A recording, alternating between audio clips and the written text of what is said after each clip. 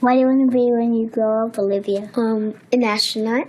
I want to be a fashion designer. A basketball player. I want to be an actor. A doctor. A teacher. A chef. An artist. What do you want to be when you grow up? A mermaid. Do you know what a computer programmer is? Yeah, no. No. No. I think it's something that has codes and is able to decode a mystery. I think that they... Wait, what?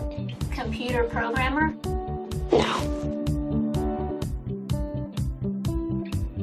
Nowadays, just about everything requires some form of programming. So, what is it?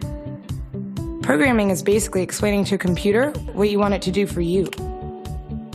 When you're programming, you're teaching possibly the stupidest thing in the entire universe, a computer, how to do something. Programming is one of the only things in the world that you can do where you can sit down and just make something completely new from scratch, you know, whatever you want. It's really not unlike kind of playing an instrument or something, or playing a sport.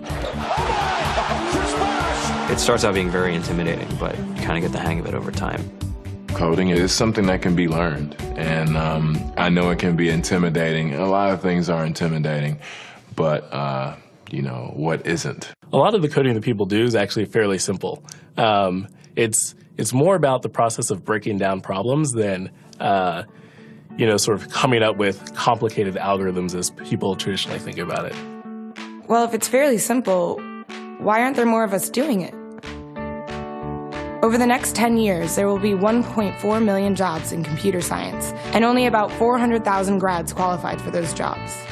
That's a shortage of 1 million people. So, how do you start?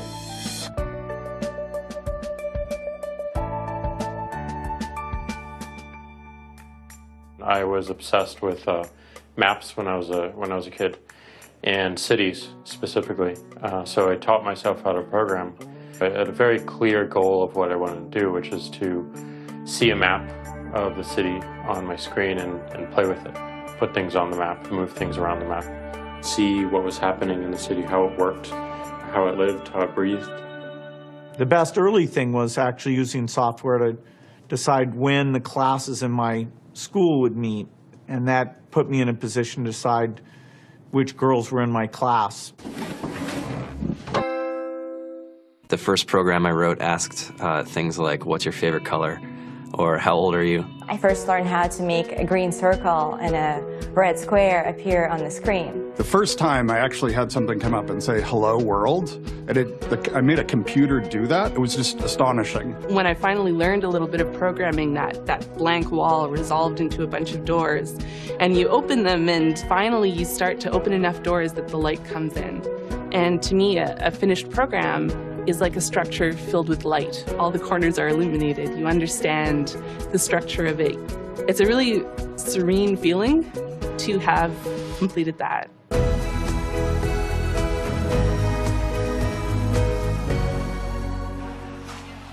It took me some time to realize that creating things with your hands or creating code, creating programs, is just a different way to express creativity. I think right now there's a big emergence of the culture of making.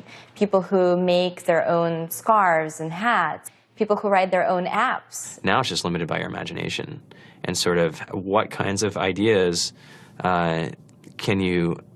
what kind of understanding can you build into the computer so that it can do these things that were previously impossible.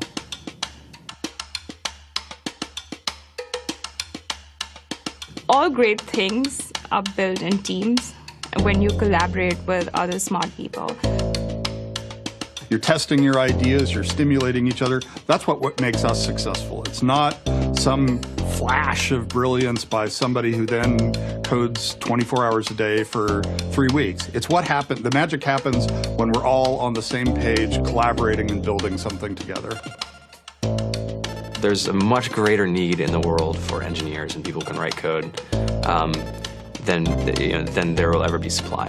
And so we all live these very charmed lives. To get the very best people, we try to make the office as awesome as possible.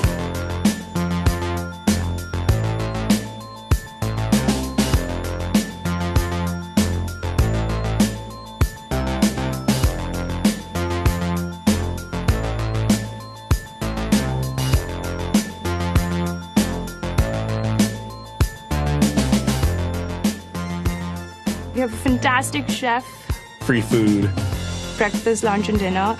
free laundry, snacks, even places to play and video games and scooters. There's all these kind of interesting things around the office and places where people can play or relax or go to think or play music or be creative. I went on the Bureau of Labor Statistics for the United States, and there's about a third of the pie that's all the things you would expect. It's, they're working in the government, they're working in typical technology jobs.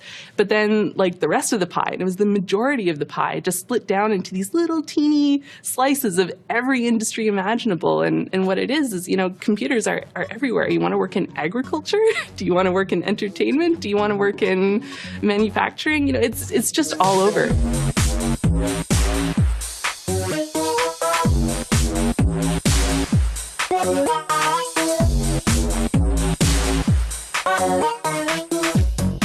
Here we are, 2013.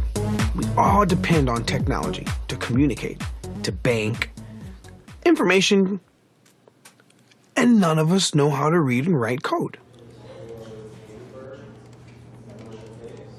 So you guys, what else? Who else has an idea of what we can change with our programming? What else can we do? Tiffany?